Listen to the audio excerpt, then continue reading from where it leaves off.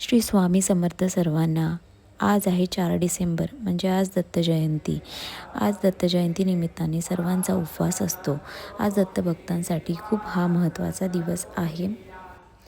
आजचा उपवास म्हणजे 4 तारखेचा उपवास हा 5 तारखेला सोडायचा असतो.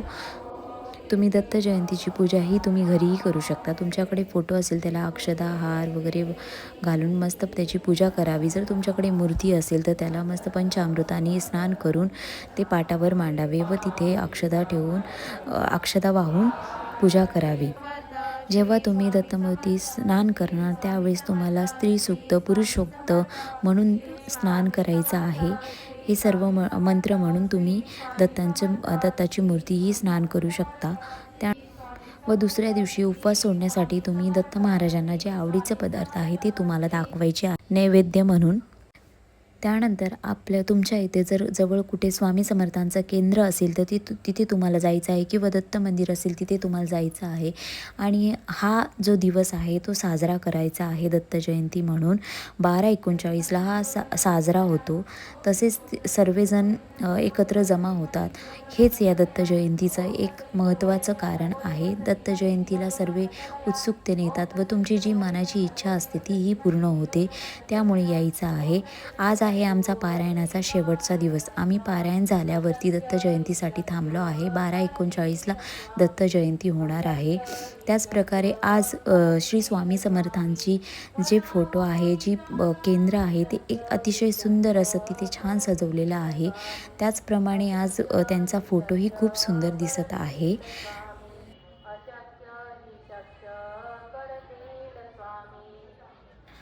यानंतर आम्ही दत्त जयंती सेलिब्रेट करण्यासाठी गुरुचरित्र अध्यायामधला जो 4था अध्याय आहे, जे दत्तांचा जन्म उत्सव आहे, तो अध्याय आम्ही वाचला.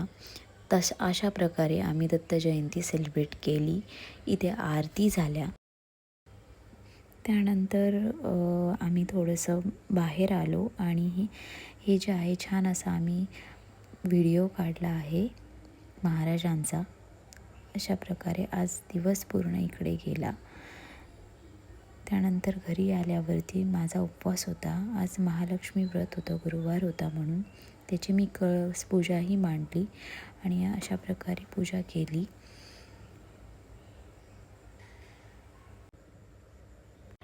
श्री गुरुदेव दत्त यांच्याबद्दल काय माहिती आहे जर असा तुमचा प्रश्न असेल तर दत्तात्रय हे आपल्या धर्मातील आदर्शवादी संन्यासी आणि योगाचे देव आहेत, ज्यांना ब्रह्मा, विष्णू आणि शिव या त्रिमूर्तींचा अवतार मानले जाते.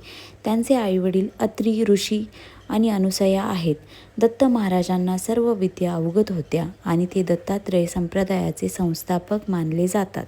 दत्तात्रयांना त्रिमूर्ती अवतार मानले जातात. दत्त हे ब्रह्मा, विष्णू आणि महेश या 3 देवतेंचे एकत्रित रूप आहेत, म्हणून त्यांना त्रिमूर्ती अवतार मानले जाते. अवधूत चिंतन श्री गुरुदेव दत्त. अवधूत चिंतन श्री गुरुदेव दत्त.